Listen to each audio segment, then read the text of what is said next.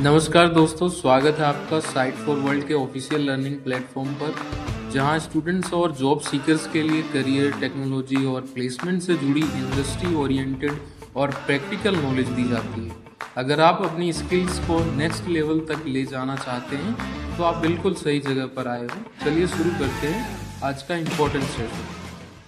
नमस्ते स्टूडेंट्स। आपने कभी सोचा है कि अमेज़न जैसी बड़ी कंपनी जहां लाखों एम्प्लॉयज़ हैं और करोड़ों प्रोडक्ट्स, सब कुछ इतना स्मूथली, इतना परफेक्ट तरीके से कैसे मैनेज करती है?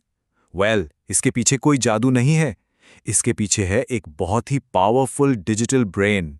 और आज हम इसी ब्रेन को, जिसे बिजनेस की दुनिया में ईआरपी कहते हैं, आसान भाषा में समझेंगे। रेडी हो? फोकस मोड ऑन है ना? चलो एक सिचुएशन इमेजिन करते हैं। सेल्स टीम ने कस्टमर को फोन पर एक प्रोडक्ट प्रॉमिस कर दिया, पर जब ऑर्डर वेयरहाउस पहुंचा तो पता चला कि स्टॉक तो है ही नहीं। ऐसा हुआ तो अजीब हो गया ना? केओस। ये तब होता है जब अलग अलग डिपार्टमेंट्स आपस में बात नहीं करते, और आखिर में परेशान कौन होता है?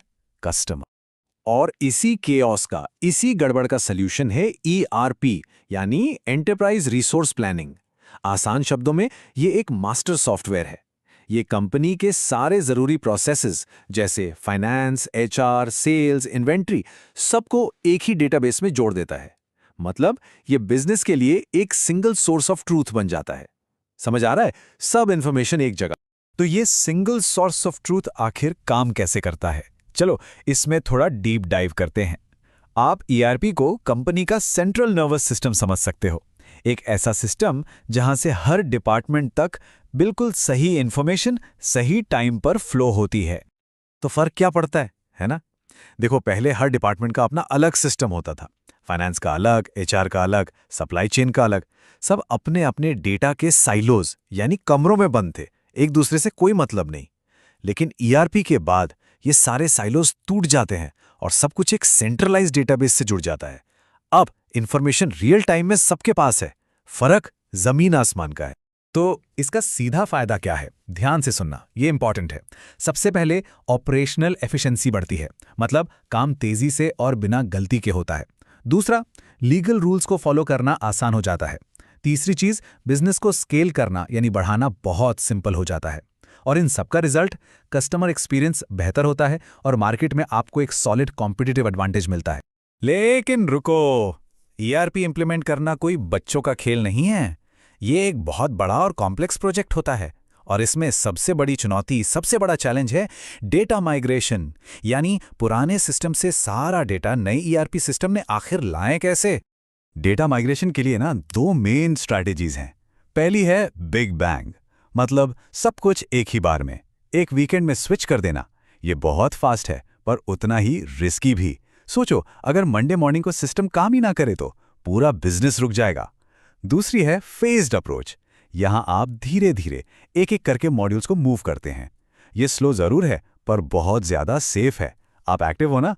कौन सा अप्रोच बेटर लगा? सक्सेसफुल माइग्रेशन के लिए ये 4 बेस्ट प्रैक्टिसेस बहुत जरूरी हैं। माइग्रेशन को प्रायोरिटी दो, डेटा का सही इस्तेमाल करो, डेटा गवर्नेंस के लिए एक टीम बनाओ और डेटा को स्टैंडर्डाइज करो। देखो, एक सिंपल सा फंडा है। अगर आप गार्बेज इन करोगे, मतलब गलत डेटा डालोगे, तो गार्बेज आउट ही मिलेगा, यानी गलत रिजल्ट ही आएगा। इसको नोट किया? चलो मान लेते हैं इम्प्लीमेंटेशन सक्सेसफुल हो गया, सब कुछ बढ़िया चल रहा है। लेकिन क्या होगा अगर इस नए चमकते हुए सिस्टम पर कोई डिजास्टर आ जाए, जैसे कोई साइबर अटैक या सिस्टम फेलियर? क्या सोचा है इसके बारे में? यहीं पर काम आता है एक सॉलिड डिजास्टर रिकवरी प्लान या डीआरपी। इसके 6 क्रिटिकल स्टेप्स हैं। सबसे पहले आइडेंटिफाई करो कि आपके सबसे जरूरी रिसोर्सेज क्या हैं।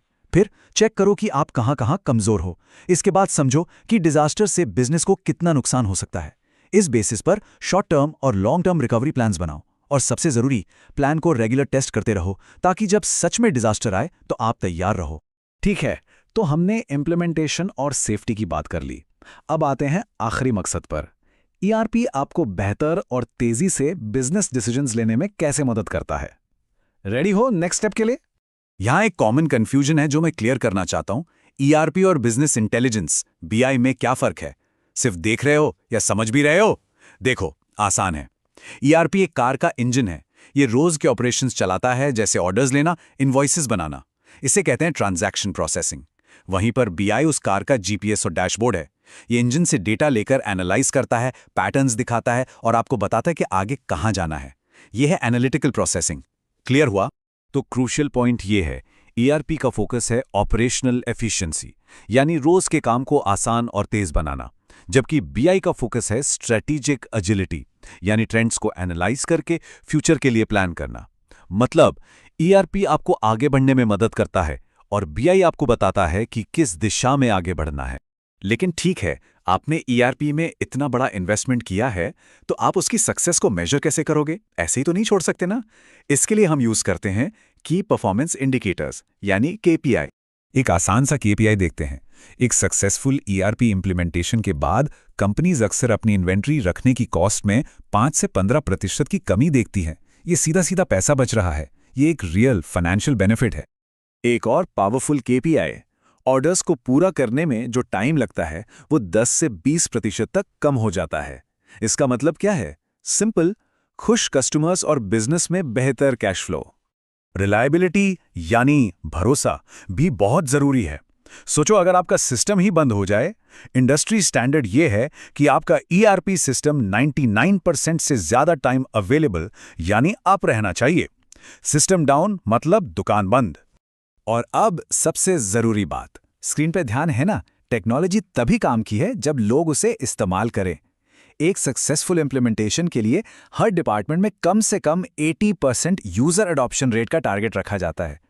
अगर लोग यूज ही नहीं कर रहे हैं तो सिस्टम फेल है, चाहे कितना भी महंगा हो। आखिर में ये कोट सब कुछ समराइज कर देता है। एक ईआरपी सिर्फ एक सॉफ्टवेयर टूल नहीं है, ये एक स्ट्रेटेजिक एसेट है। एक ऐसी ताकत है जो बिजनेसेस को डेटा की मदद से बेहतर, सूझबूझ वाले फैसले लेने में मदद करती है।